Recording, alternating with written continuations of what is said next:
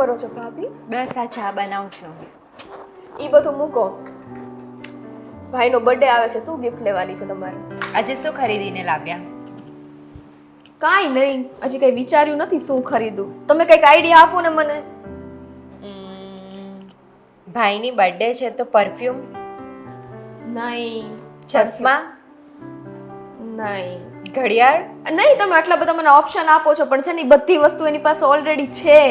ભાભી એક છે ને યુનિક આઈડિયા આપો ને કે જેને કારણે છે ને આમ એને એમ થાય કે નહીં ગિફ્ટ એટલે તો જોરદાર ગિફ્ટ છે. મોબાઈલ આપો છો? ઓ ગોડ કહું ભાભી મોબાઈલ તો એની પાસે તો બધું જ હોય ને. શું કરવું? નહીં કંઈક વિચારશું પણ એક કામ કરો ને, હું તો ગઈ હતી બજારમાં. તમે મારી જોડે આવો ને શોપિંગ કરવા માટે, આપણે બે સારું. જાશું ને અને પછી જોશું ને કઈ રીતનું થાય છે તો લઈ લઈએ પછી જે મન આવી. સારું, ક્યારે જાવું છે બોલો? તમે કહો ત્યારે હું તો ફ્રી થઈ ગઈ છું. હા ફ્રી થઈ ગયા છો. ઘરના કામ કોણ કરશે બધા? બસ તમને તો કામની જ પડી છે. કામ તો થઈ ગયા ને, કચરા પોતા થઈ ગયા, ચા બનાવી દીધી, વાસણ કરી દીધા. હા તો હજી આજો ચા બની છે. સારું તો પેલું ને ધોયું નથી હો આપણે. તો કઈ નહીં, ચા નાસ્તો કરીને આપણે જઈએ બસ. હા તો કાંઈ વાંધો નહીં, તમે તમારી રીતના ફ્રી થઈ જાજો, હું ફ્રી થઈ જાઉં. મસ્ત હજી બહારથી જ આવી છું. સારું, હો ને? કંઈક ડિસાઈડ કરી દેજો હો, મસ્ત કંઈક આપણે પસંદ કરીશું. ભાઈ ખુશ થઈ જવા જોઈએ બસ. મારે એને કઈ ગિફ્ટ જ નથી દેવું. તો નારાજ થઈ જશે. એમ છે ને નારાજ થઈ જાય. નહીં નહીં દેશું, પણ એવું જરૂરી છે બર્થડે હોય એટલે બધાને ગિફ્ટ દેવા જ પડે. દેવું પડે ને, વર્ષમાં એક વખત આવે બર્થડે. વાહ, તો મારો બર્થડે આવે ત્યારે મને તો કોઈ દેતું નથી. હું આપીશ બસ. હા દર વર્ષે ભાભી આવે જ છે મારો બર્થડે. તમને તો મારો બર્થડે યાદ નથી હોતો. યાદ છે ને, ક્યારે છે કયો તો? 15 નવેમ્બરે. બોલી દીધું, આડેધડ બોલી દીધું. ખોટી વસ્તુ છે, 31 ડિસેમ્બરે છે ભાભી. અરે, એવું છે તો કઈ નહીં, 31 ડિસેમ્બરે આપી દઈશ. ચલો હેપી. હા પણ ઈ વખતે પછી એવું ન કરતા પરફ્યુમ ને આ ને તે. તમે મને નવો ફોન દેશો ને તોય ચાલશે. સારું સારું. કાઈ નહીં, ચલો તમે ફ્રી થઈ જાઓ. હા. હું છે ને રૂમમાં જાઉં છું, તમે મને આવો ત્યાં બોલાવા. રેડી? ફ્રી થઈ? ચા નાસ્તો કાઢો, જલ્દી આવો. હા.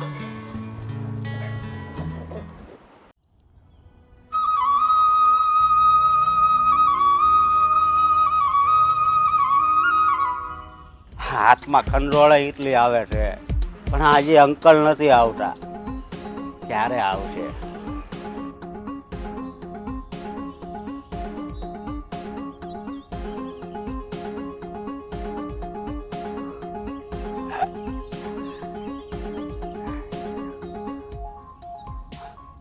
આવો અંકલ આવો. કેમ છે? હા, પૈસા લાવ્યા કે નહીં? હાલ આવ્યો છું. લે આ તારા પૈસા. વાહ, હા લક્ષ્મી કહેવાય અંકલ. એ બસ હવે છે ને આજ પછી તું મને ક્યાંય મોઢું નહીં બતાવતો. જા.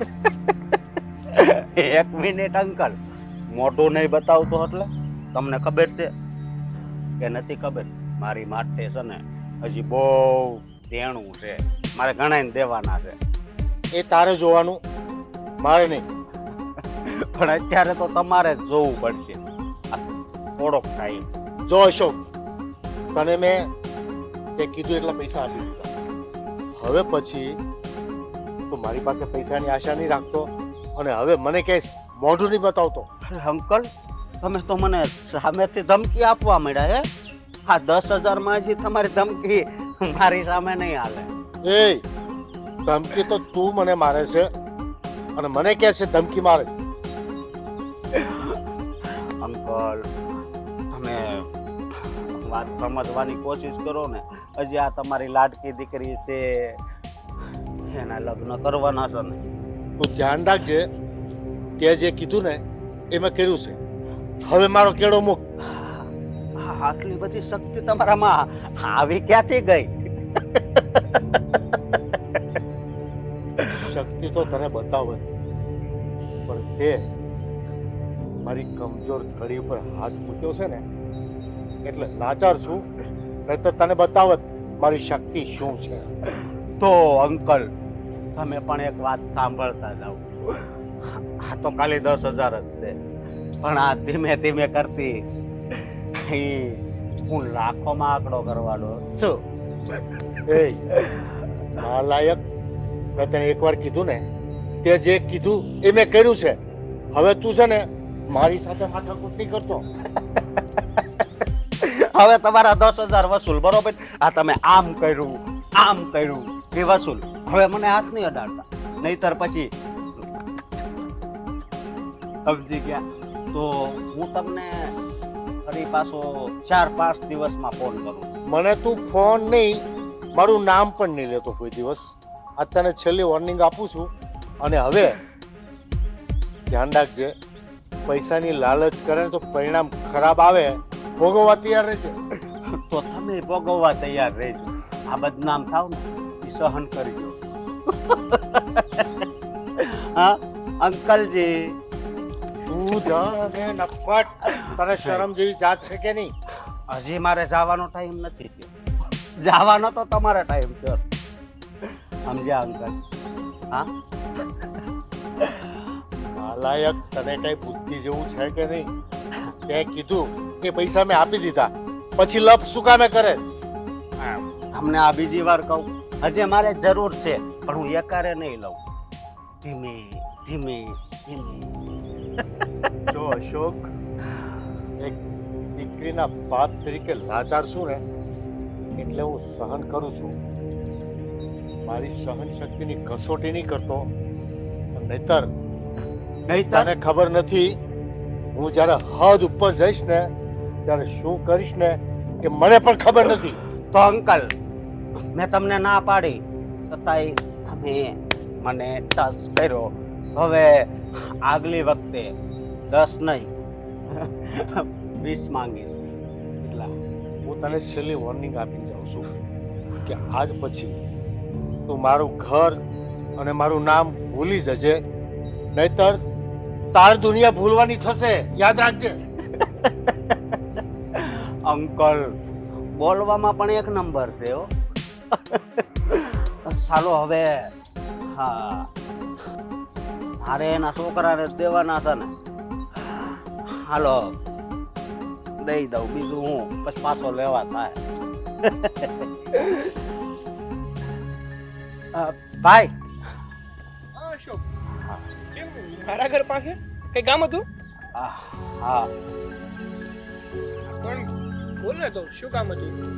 ભાઈ, મેં તને અઠવાડિયાનું કીધું તું ને મહિનો થઈ ગયો. હા લે તારા પૈસા. અરે મારા ભાઈ, હા મારે જરૂર હોત તો હું તને ફોન કરીને ના કે મારે પૈસાની જરૂર છે, તું અઠવાડિયુંનું કહી અને મારી પાસેથી પૈસા લઈ ગયો હતો. હા 1 મહિનો થઈ ગયો હતો પણ પૈસા કેમ ના આપ્યા? એવું ફોન કર્યો હોત ને મેં તને. અરે મારે પૈસાની અત્યારે કોઈ જરૂર નથી. જો તારે જરૂર હોય ને તો તમ તારે રાખ ને તારી પાસે. નહીં ભાઈ, આ તું રાખ, મારે પાછી જરૂર પડે ને હું તને ફોન કરીશ. જોજો, હા મારું ઘર તો સદ્ધર છે, મારે અત્યારે કાંઈ જરૂર નથી, પણ મારું ઘર તું કેમ ચલાવે છે તો મને ખબર છે. હા એટલા માટે કહું છું કે જો તારે જરૂર હોય ને તો તારી પાસે પૈસા રાખ. તમ તારે મારે અત્યારે કાંઈ જરૂર નથી. ને હું માંગીશ ને તો પણ 1 અઠવાડિયા પહેલા માંગી લઈશ, જેથી કરીને તારે રૂપિયાની સગવડમાં તું રહે. નહીં ભાઈ, હા અત્યારે તું રાખ, મારે પાછી જરૂર પડે 5 દીએ 8 દીએ હું તને ફોન કરીશ. લગભગ તો નહીં જરૂર પડે પણ છતાંય જરૂર પડે તો હું તને કહીશ. હા સારું, હા એવું હોય ને તો પાછો મને ફોન કરી દેજે, હા હું તને પૈસા મોકલી આપીશ. હા, અને ઘરે બધાની તબિયત સારી છે ને? અરે હા મારા ઘરે તો બધાની તબિયત એકદમ મસ્ત છે. તું કે તારા ઘરે કેમ છે બધાની તબિયત? બધાની સારી છે. અને આ ઘણા સમયથી તું મને દેખાતો કેમ નથી? ક્યાં ગુમ થઈ ગયો છે મારા ભાઈ? નગર તો બહુ સાગર કરતો મને મળવા આવે, મને કોલ કરે, પણ હવે તો ના તો ફોન કરે છે ના મને મળવા આવે છે. આ ડાયરેક્ટ આજે પૈસા આપવા આવ્યો. અરે તને એમ હતું કે જો હું સાગરની સામે જઈશ ને તો એને આપેલા પૈસા યાદ આવી જશે અને એ મારી પાસે પૈસા માંગશે, એવું હતું તને? ના એવું નહોતું. એમાં એવું છે કે હવે મેં એક નોકરી જોઈન કરી છે ઓનલાઈન. અરે કોંગ્રેચ્યુલેશન્સ મારા ભાઈ, કોંગ્રેચ્યુલેશન. હા કઈ જગ્યાએ અને શું પગાર આપે છે તને? આપણે હા ધર્મેશભાઈની ઓફિસ રહી ને આ ધર્મેશભાઈ મારા પાડોશી. હા, હા, એની સામેની બિલ્ડિંગમાં એટલે ઓનલાઈનમાં શું કરવાનું? આપણે બધા ઓર્ડર લેવાના અને પછી એડ્રેસે વસ્તુ મોકલાવી દેવાની. એટલે તમારે એટલે તારે ત્યાં ઓફિસને કામ કરવાનું કે ડિલિવરી કરવા જવાનું? નહીં, મારે ઓફિસે જ. સારું સારું. ને સેલરી શું નક્કી થઈ? હા, અત્યારે તો 18,000 આપે છે. હા. સારું સારું. આ ઘણા સમયથી તું કામ નતો કરતો ને તો મને પણ એવું થતું હતું મારો આ મિત્ર કંઈ કામ નથી કરતો ને એટલે મારા ધ્યાનમાં કંઈ કામ આવે ને તો તને સજેસ્ટ કરું.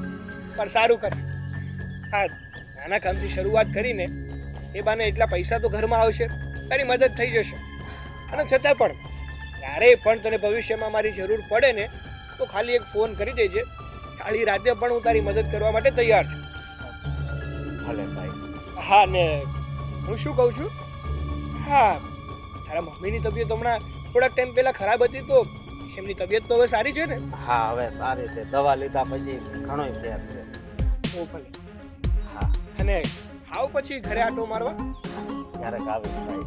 અત્યારે મારે ઓફિસ જવાનું છે. ઓફિસે જવાનું? હા, ચાલો.